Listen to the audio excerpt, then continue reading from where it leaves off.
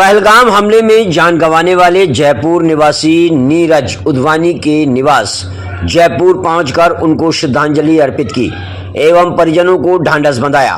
टोंक विधायक सचिन पायलट ने जयपुर से पहलगाम हमले में जान गंवाने वाले जयपुर निवासी नीरज उधवानी के निवास जयपुर पहुंचकर उनको श्रद्धांजलि अर्पित की एवं परिजनों को ढांढस बंधाया एवं मीडिया से रूबरू होते हुए कहा कि पहलगाम में जो घटना हुई वो कोई सामान्य घटना नहीं है, इसका मुंह तोड़ जवाब देना ही पड़ेगा।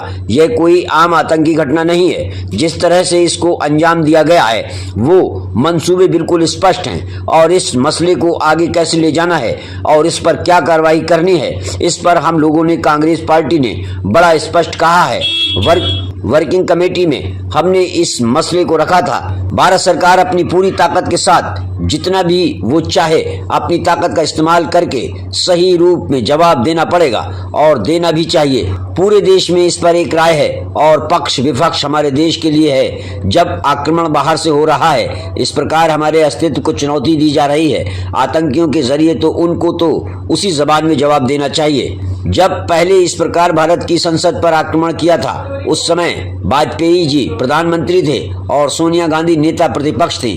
उन्होंने सदन में खड़ा होकर कहा था, हम पूरा विपक्ष पूरा देश सरकार के साथ है पाकिस्तान को मुंह तोड़ जवाब देने के लिए, और वो ही हम लोगों ने दोबारा दोहराया है। आगे सचिन पायलट ने क्या कहा, आइए जानते हैं। टोंक से संवाददाता नासिर खान की रिपोर्ट। देखिए, जो घटना हुई है कोई सामान्य घटना नहीं है और आज इस परिवार को हम मिलकर आए हैं। एक 32 साल के नौजवान को उन्होंने खोया है और ये जो पूरा वाक़या हुआ है इसका तो मुंह तोड़ जवाब देना ही पड़ेगा, क्योंकि ये कोई आम आतंकी घटना नहीं है।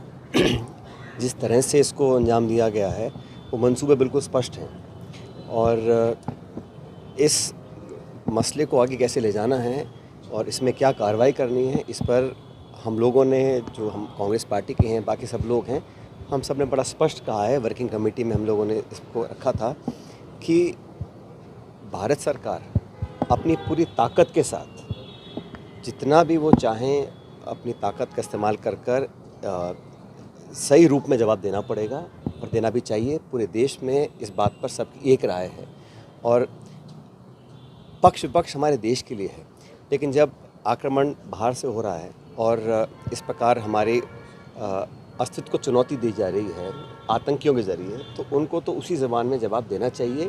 अब मुझे याद है इस प्रकार जब भारत की संसद पर आक्रमण किया था उस समय वाजपेयी जी प्रधानमंत्री थे और सोनिया गांधी जी नेता प्रतिपक्ष थे। उन्होंने सदन में खड़ा होकर कहा था, सोनिया गांधी जी ने, कि हम पूरा विपक्ष पूरा देश सरकार के साथ हैं पाकिस्तान को मुंहतोड़ जवाब देने के लिए। और मैं समझता हूँ वही हम लोगों ने दोबारा दोहराया है कि एक बार दोबारा वो चुनौती सामने आई है। अब इस पर कैसे कब क्या करना है ये सरकार बेहतर समझती होगी, लेकिन मैं मानता हूँ पूरे देश में आज एक आम भावना है कि ये बहुत हम लोग बर्दाश्त कर चुके हैं। सीमा पार से जो घुसपैठ हो रहा है और जो नॉन स्टेट एक्टर्स के माध्यम से पाकिस्तान ने हमेशा इस देश को घाव दिए हैं, अब समय आ गया है कि उसका समापन उसका करना पड़ेगा। और हम सब लोग इस दुख की घड़ी में पूरा देश उन परिवारों के साथ है जिन्होंने इस बेहद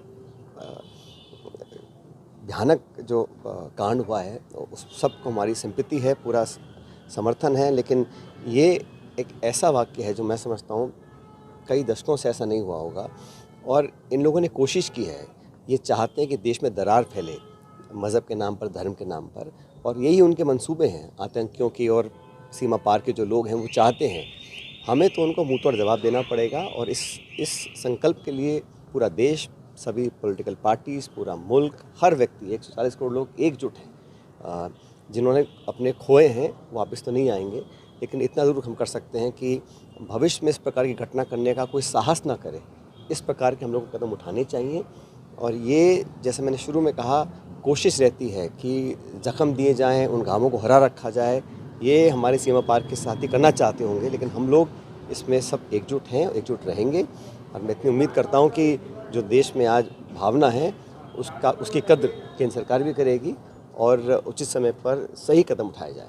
सर, सिंधु जल समझौते को लेकर नोटिस भी दिया गया है पाकिस्तान को। आपको क्या लगता है कि हम लोगों को पॉलिटिकली, डिप्लोमेटिकली हर तरह से, और जहाँ तक बल प्रयोग की बात है इसका भी निर्णय देश को करना चाहिए।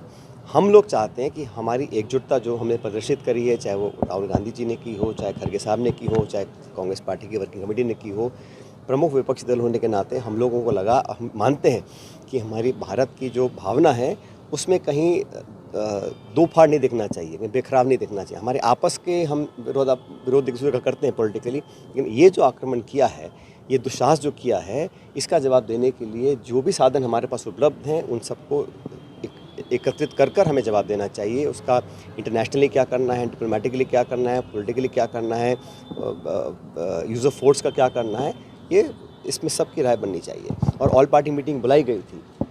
ऑल पार्टी मीटिंग में मुझे मालूम नहीं अंदर क्या रहा, लेकिन बेहतर होता कि प्रधानमंत्री खुद मीटिंग मौजूद रहते, क्योंकि ये एक बहुत देश का मसला है। ये सिर्फ कांग्रेस, भाजपा या किसी एक दो पार्टी का नहीं है, ये पूरे देश का मसला है। पूरा दुनिया हम लोगों को देख रही है, हमारा रिस्पॉन्स हमारा क्या रहेगा। तो एकजुटता और जो नेतृत्व का जो उदाहरण स्थापित करना चाहिए, वो उस रास्ते में हमें चलना चाहिए।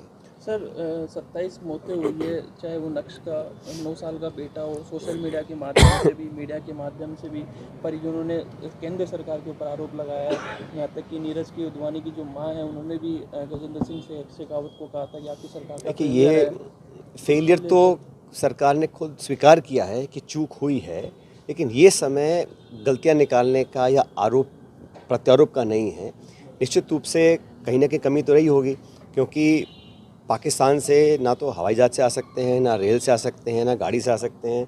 जो आतंकी आए थे, कैसे वो आए, और इस चूक को स्वीकारा है केंद्र सरकार ने। अब वो उस पर कार्रवाई होगी और होनी भी चाहिए, क्योंकि जो जिम्मेदार हैं उस पर जवाबदेही तय होनी चाहिए। लेकिन आज हम लोगों को बजाय इसके कि हम आरोप प्रत्यारोप करें, आज तो हमें दृढ़ संकल्पित होना पड़ेगा पूरे देश में। और जिस प्रकार से देश के हर गांव शहर के अंदर एक भावना उठी है कि हमको अब जवाब देना चाहिए, और सरकार की जिम्मेदारी बनती है सबको साथ लें, सबके साथ बैठकर चर्चा करें, और एक कलेक्टिव लीडरशिप इस देश की दिखनी चाहिए। एक सर भाजपा के विधायक जामा मस्जिद में गए थे कल, परसों की घटना आपने सुनी है, उसको लेकर विवाद भी हुआ हिंदू मुस्लिम का। एक तो मुझे तो लगता है कि वो जो भाजपा के प्रदेश अध्यक्ष हैं, कहा गया है कि उन्होंने उनको फटकारा है या उनको कहा है। अगर भाजपा का शीर्ष नेतृत्व, राजस्थान के मुख्यमंत्री और बीजेपी के सब नेता उनकी राय से सहमत हैं, तो वो चुप रह सकते हैं। अगर लगता है कि उन्होंने गलत काम किया है, इस गंभीर मुद्दे को लेकर, इतने नाजुक मसले को लेकर, जिस प्रकार की उन्होंने बातें बोली हैं, जो काम करने की कोशिश की है, वो अगर भाजपा का शीर्ष नेतृत्व और मुख्यमंत्री जी उनकी बात से सहमत हैं, तो वो चुप रह सकते हैं। ये तो उनको आगे आगे बोलना चाहिए कि गलत किया है, हम माफ़ी मांगते हैं, भविष्य में ऐसा नहीं करेंगे। वो माननीय विधायक जो हैं उनको समझना पड़ेगा कि ये जिस दिशा में ले जाना चाहते हैं, देश उस दिशा में नहीं जाएगा। हम सब एकजुट हैं, और मज़हब के नाम पर जो लोग बांटना चाहते हैं वो देश का भला नहीं कर रहे हैं। Thank you sir.